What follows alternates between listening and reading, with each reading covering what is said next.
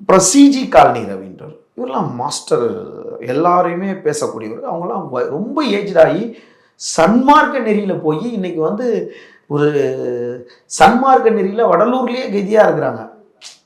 அந்த இப்போ நம்ம வந்து ஆதாரப்பூர்வமாக அந்த ரவி, சிஜி காலனி ரவி, அவர் சிஜி காலனி ரவினா தமிழ்நாட்டில் ஒரு 10 ஆண்டுகளுக்கு முன்னாடி பிரபலமாக இருந்த அனைத்து ரவுடிகளையும் அவங்களுக்குள்ள இருக்க விஷயங்களை பேசி பஞ்சாயத்து பண்ணி ஒரு இடத்துல உட்கார வச்சு பேசுறது தான் இவரோட வேலை. அது வந்து எந்த சம்பவமும் செய்யாமல் ரவுடிங்களை மட்டும் வச்சு தன்னை ரவுடியாக இருந்த காஞ்சிபுரம் அப்பு என்ற கிருஷ்ணசாமி இருக்கார்ல, காஞ்சி சங்கரராமன் கொலை வழக்கில் இருந்தார்.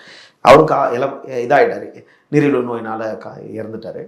அந்த மாதிரி நபர்கள்ல இருந்து பெரிய பெரிய ரவுடிங்க, இந்த வட சென்னை, தென் சென்னை, வெளியூர், காஞ்சிபுரம், ஸ்ரீபுரம், இங்கே மாதிரி இருக்க ரவுடிங்களை மொத்தமாக கூப்பிட்டு பேசணுன்னா அப்போது இந்த சிஜி காலனி ரவி அவரை நீங்களாம் ஃபோட்டோ கூட எடுக்க முடியாது யாரும்.